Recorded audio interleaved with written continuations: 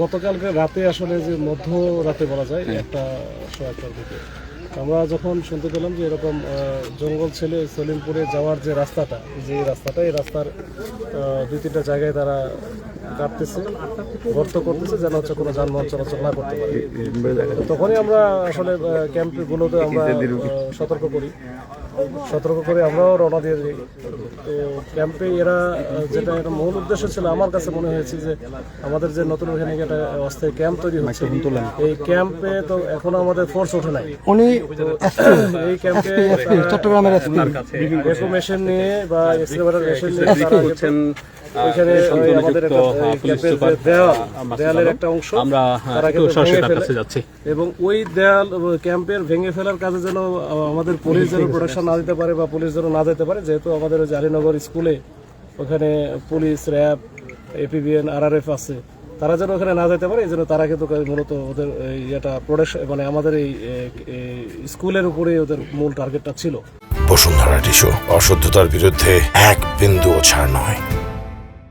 তো স্কুল লক্ষ্য করে 2-1টা গুলিও করে 2-1 রাউন্ড। এর গুলি করার পরে আমাদের ওখানে যারা অফিসার ফোর্স ছিল তারা কিন্তু এটার শক্ত প্রতিরোধ গড়ে তোলে এবং বেশ কিছু রাউন্ড, বিশেষ করে 114-15 রাউন্ডের মতো গুলি তারা কিন্তু ছোড়ে।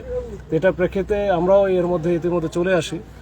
তো আমরা এবং র্যাবের অতিরিক্ত যে টিম, তো আমরা যাওয়ার সময় আমরা দেখি তো এখানে ভাঙা অবস্থায়, তারপর আমরা হেঁটেই চলে যাই। তো যাওয়ার পরে মোটামুটি 4টা, 4:30 দিকে তারা কিন্তু ওইখান থেকে আমাদের যাওয়া এবং ওইখানকার প্রতিরোধ এই দুইটা টিকতে না পেরে তারা কিন্তু চলে যায় হচ্ছে পাহাড়ের দিকে, দ্রুত পালায় যায়। এর মধ্যে তারা যে এক্সকাভেটর মেশিন নিয়ে গেছিল, ভেকো মেশিন, ড্রাম ট্রাক, মোটরসাইকেল 2টা, এরকম মনে হয় সব মিলে ট্রাকও আছে।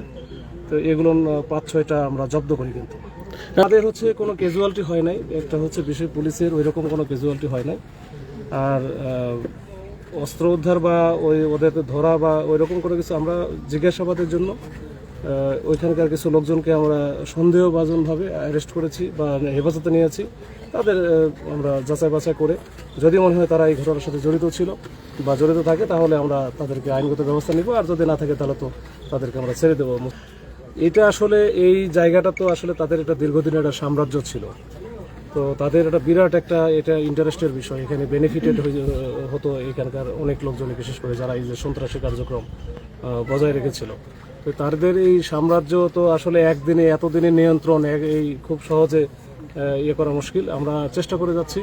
তো এটা আমাদের যখন যে সরকারের যে প্ল্যান আছে সেই প্ল্যানগুলো যদি বাস্তবায়ন করা যায় আস্তে আস্তে, তাহলে এটা থাকবে না। এটা হয়তো এখন মনে হচ্ছে যে তারা একটু নাড়াচাড়া দিচ্ছে, নাড়াচাড়া দিয়ে আসলে লাভ হবে না। এটা তো আসলে আমাদের জন্য মানে আমার জন্য বিশেষ করে অনেক বড় চ্যালেঞ্জ। তো আমরা চাই যে এখানকার এই জঙ্গল সলিমপুরের যে পূর্বের অবস্থা ছিল এখান থেকে একটা স্বাভাবিক অবস্থা যেন ফিরে আসে, এখানকার আইন শৃঙ্খলা রক্ষা করার জন্য, এই জনপদে শান্তি ফিরিয়ে নিয়ে আসার জন্য আমাদের পক্ষ থেকে যা যা করণীয়, জেলা পুলিশের পক্ষ থেকে যা যা করণীয় আমরা করবো ইনশাল্লাহ। সরকারের পূর্ণ সাপোর্ট আছে আমাদের প্রতি।